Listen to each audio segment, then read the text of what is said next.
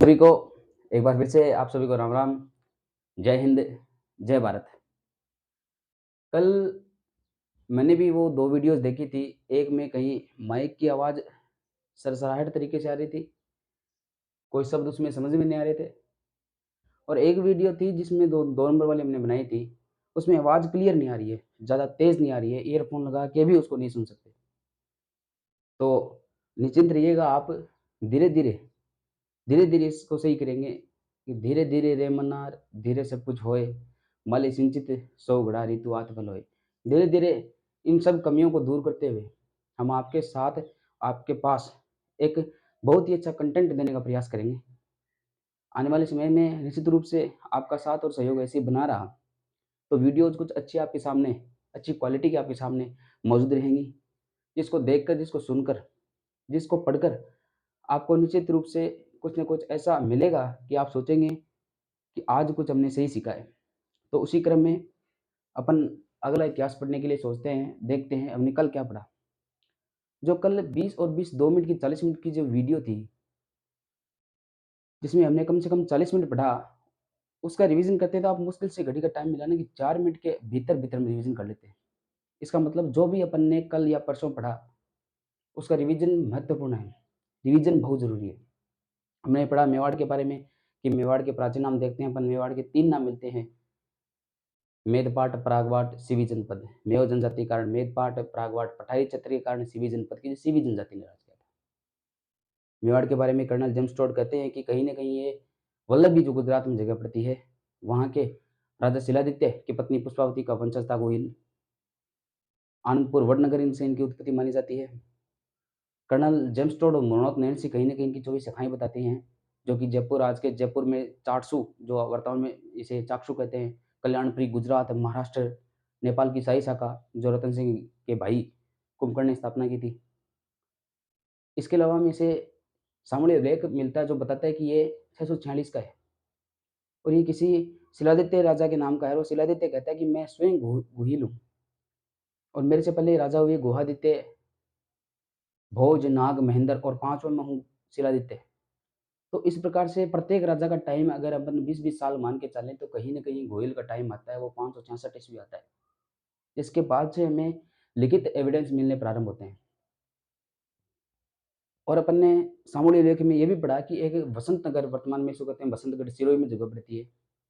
उसके महाजन यानी बाणिया, उस समुदाय के महतर यानी प्रमुख जनतक ने वहाँ अरण्यवासिनी मंदिर यानी वर्तमान में इसको जावर माता, या उस जगह का नाम भी जावर है, उसका निर्माण कराया। और 1869 लगभग जो 2000 चांदी के सिक्के मिलते हैं, वो इस बात की पुष्टि करते हैं कि कहीं न कहीं मेवाड़ में गोहिलों ने अपनी राजधानी स्थापित की थी। उसके बाद हमने राजा पढ़ा बप्पा रावल के बारे में पढ़ा कि हरित ऋषि का शिष्य था, जो इनकी गाय चराया करता था। महादेव के एकलिंग जी के आशीर्वाद से इसे मेवाड़ की प्राप्ति हुई। इसने एकलिंग जी का मंदिर कैलाशपुरी नाम की जगह पड़ती है उदयपुर में, वहाँ पर इसका निर्माण कराया। श्री वैद्य विनायक चिंतामणि वैद्य, इसकी तुलना फ्रांस के सेनापति चार्ल्स मार्टिन से करते हैं। बप्पा के बारे में कहते हैं कि ये गजनी के राजा सलीम को हटा देता है और वहाँ पर अपने भांजे को राजा बना देता है। पाकिस्तान से आते वक़्त वहाँ पे किसी ने राजा बप्पा ने डेरा डाला था, उस जगह का नाम रावलपिंडी पड़ गया। इसके समय 115 ग्रेन का सबसे बड़ा चांदी का सिक्का मिला है। नागदा को इसने अपनी राजधानी बनाया। अन्य जो कारण पढ़े, इसकी उपाधियाँ पढ़ी, राजगुरु, चकवे, हिंदू सूरज, हिंदुओं के लिए लड़ने वाला हिंदू सूरज।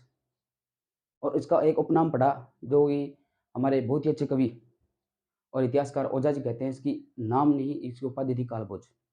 इतना हमने पढ़ा कि आप मुश्किल से देखना, जो 40 मिनट का पढ़ाया हुआ था, उसका अपन ने 10 मिनट में रिवीजन किया। अपन नेक्स्ट राजा पढ़ते हैं बप्पा रावल के बाद में, वो राजा आता है अल्लट।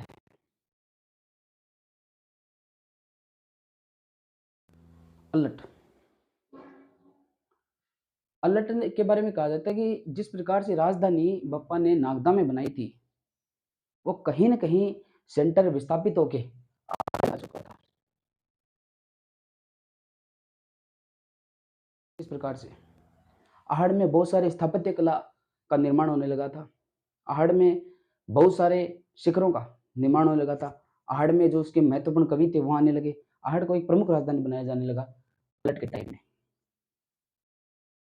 अलर्ट के बारे में कहते हैं कि उस समय की सबसे महत्वपूर्ण शक्ति एक बर्बर शक्ति हुण जब भारत में प्रवेश कर रहे थे, तो इतिहासकार कहते हैं कि अलर्ट ने उन जो महान एक बड़ी शक्ति थी, बर्बर शक्ति थी, जो इसके आगे कोई भी टिक नहीं पाता था, जिन्होंने जिन्होंने हर हर महादेव का नारा दिया, हुण, हुणों को पराजित किया। और पराजित नहीं किया अलर्ट ने, हुणों की एक राजकुमारी थी,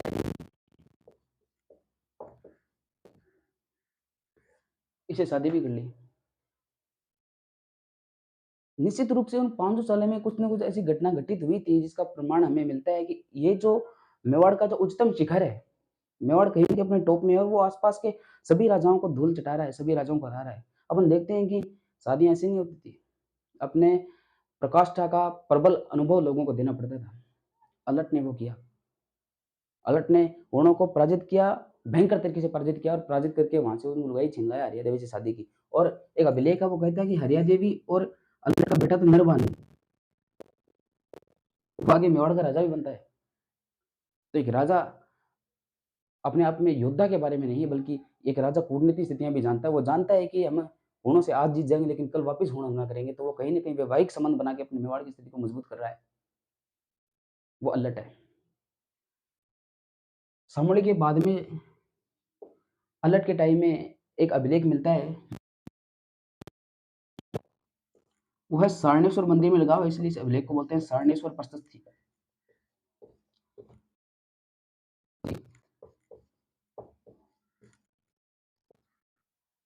इसमें अलर्ट कहता है कि मैंने वराह मंदिर का, वराह मंदिर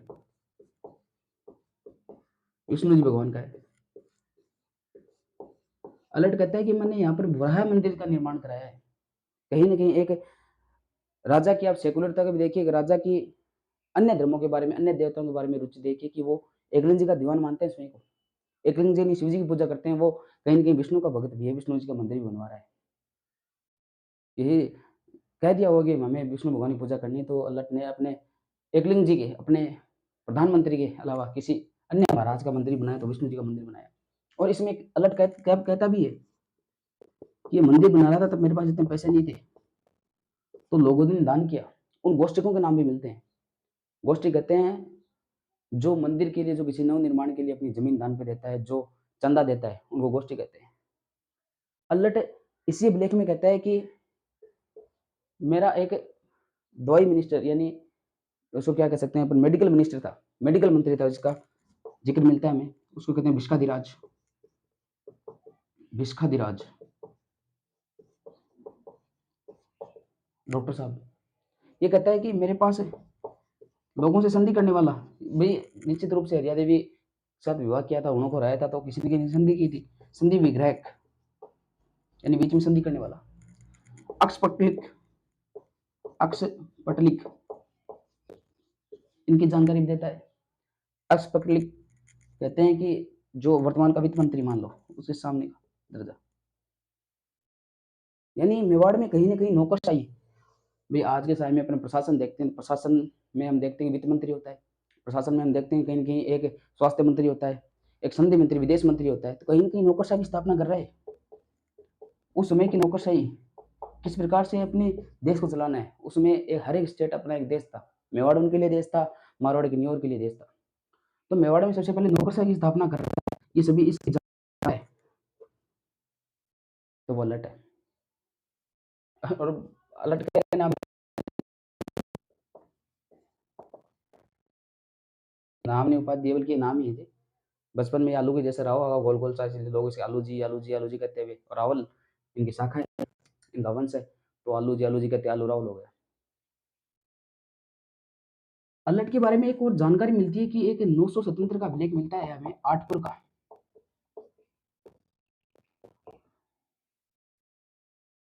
ये किसी धवल राठौड़ राजा का है, धवल राठौड़।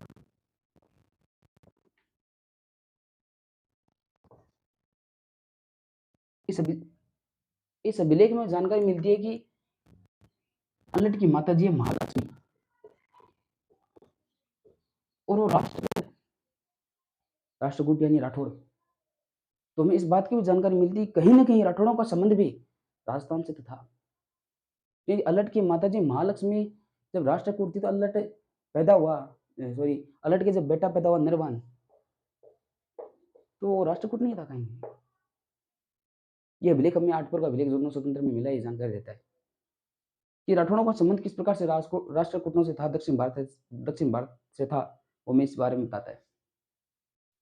ये लट के बारे में पढ़ा और आइलट के बारे में बता दिया। इसने राजधानी बनाई आहड़। पूर्ण राजकुमारी हरिया देवी से विवाह किया। अलट के बारे में इतना ही था। अलट के बाद में एक महत्वपूर्ण राजा आते हैं उसके,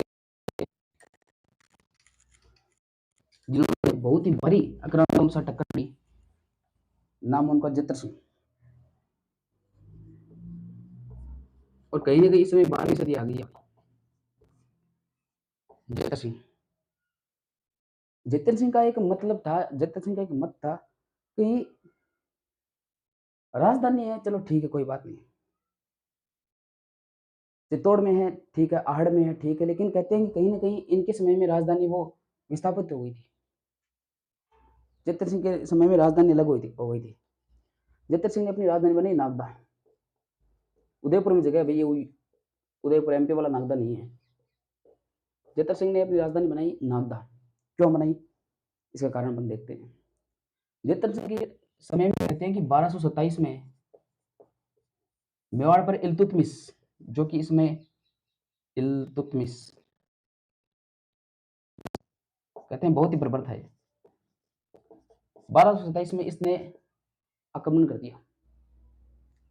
जतर सिंह यहाँ पर राजा था, तो निश्चित रूप से राजा को इस आक्रमण को झेलना था, राजा को इस आक्रमण के बारे में लड़ना था, इस आक्रमण को रोकना था।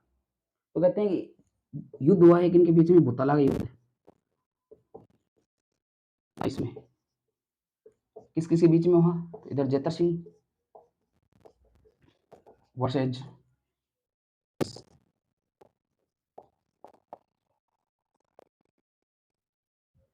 इस युद्ध में कहते हैं कि जतर सिंह ने इल्तुतमिश के परखच्चे उड़ा दिए थे कि मेवाड़ की दरापों से आने नहीं दिया। इस प्रकार से भगा भगा के मारा कि उसको इधर मालवा से होकर आया था, मालवा के पास ही रख दिया, वापिस भेज दिया। ये सैनिकों को भगा भगा मारा। और इतिहासकार भी कहते हैं कि इल्तुतमिश को, जो दिल्ली का राजा था, उसको बंदी भी बना लिया था इन्होंने। एक हमारे बहुत अच्छा राइटर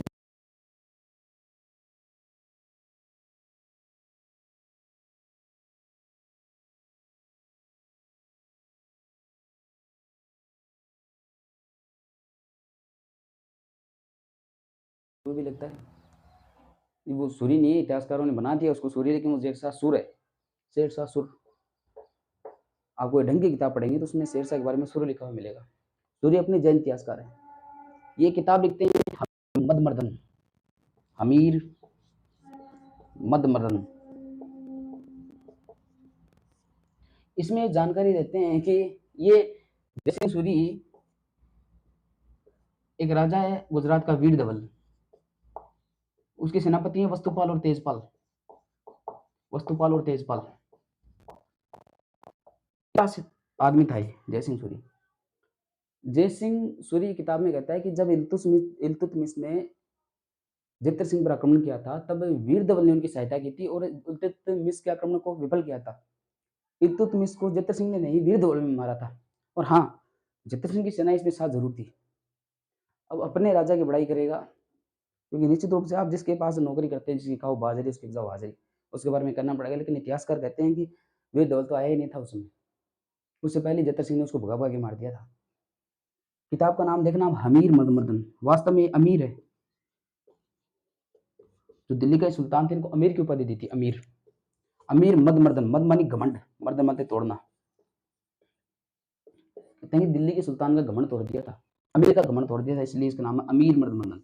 और ये अमीर हमारे राजस्थान में हो गया हमीर, अमीर मदमर्दन। कहते हैं कि इल्तुतमिश की सेना जब जा रही थी, तो जो पुरानी राजधानी थी नागदा, मैंने कहा नागदा बप्परावल में राजधानी थी, इस नागदा को लूट गई। सेना जा रही है, सेना में आक्रोश होगा, आक्रमण किया हुआ उनका, उनको हरा दिया अपने इतनी बड़ी सेना को, दिल्ली की सुल्तान को हरा दिया है। और मेवाड़ में होता ही क्या था, सेना में निश्चित रूप से गुस्सा था। गुस्सा ही भीड़ ने कहीं कि नागदा में सैनिकों के जो माँ बाप थे, सैनिकों के जो बच्चे थे, अन्य जो असैनिक तत्व थे, उनको मारा, उनको पीटा, वहां को लूट गए, नागदा को लूट गए इसमें।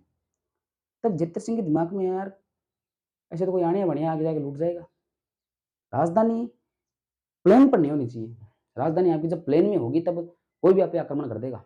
हाँ, बप्पा रावल साहब ने बनाई थी, परंतु उसमें वो इतने ताकतवर थे, मेवाड़ इतना ताकतवर था कि किसी दूसरे की मजाल नहीं थी कि वो मेवाड़ पर आक्रमण कर दे। परंतु अब आक्रांता आ रहे हैं, उन्हें रोकने का प्रयास हम कर सकते हैं। उन्हें मारने का प्रयास करते हैं, मेवाड़ में भी इतना दम है कि उनको भगा-भगा के मार सकते हैं। लेकिन मेवाड़ गूगल नहीं है कि आज वो सेना वहाँ चली गई तो उसको रोक ले। मेवाड़ युद्ध करके जब वापस आएगा तो कहीं न कहीं मेवाड़ के अन्य तत्वों को, मेवाड़ के अंश को नुकसान पहुँचा सकते हैं। वही हुआ, जैते सिंह की सेना जब वहाँ मेवाड़ में लड़ रही थी, बोताला में लड़ रही थी, तब हरा के उनको भेजा तो रास्ते में पड़ता था नागदा जो उनकी राजधानी थी, उसको लूट गए। तो जैते सिंह ने कहते हैं कि मेवाड़ को नए वापस संकट में न लाने के लिए इन्होंने राजधानी पहाड़ी पे बनाई, चित्तौड़ को अपनी राजधानी बनाया। तो केंद्र कहीं न कहीं नागदा में था समय में, तो नागदा से आहड़ आया और आहड़ के बाद वास्तव में अब जो चित्तौड़ में आ गया, जो उनकी वास्तविक राजधानी बनी। ज़्यादा बात नहीं है, जत्तर सिंह के बारे में इतनी ही बातें हैं, जो मैंने आपको बताई भी। तो बोताला का युद्ध लड़ा, राजधानी अपनी चित्तौड़ में लेके आए। जयसिंह सूरी की किताब हमीर मदमर्दन में इसकी हमें जानकारी मिलती है। हमीर मदमर्दन में जयसिंह सूरी ने जो लिखी है, उसमें कहते हैं कि वीर धवल जो कि धोलका का राजा है, धोलका गुजरात में जगह पड़ती है, वहाँ का राजा है, उसके मंत्री वस्तुपाल और तेजपाल के आदमी था। ये कहता है कि वीर धवल इल्तुतमिश से लड़ने के लिए यहाँ तर जतर सिंह ही नहीं बल्कि वीर धवल भी उसको हराता है। लेकिन यहाँ हमारे यहाँ राजस्थान के इतिहासकार ने भी कहते हैं कि इतिहासकार हमारे जो राजस्थान के ओझा साहब है और हैं नरसिंह साहब है, वो कहते हैं कि वीर धवल तो है ही नहीं।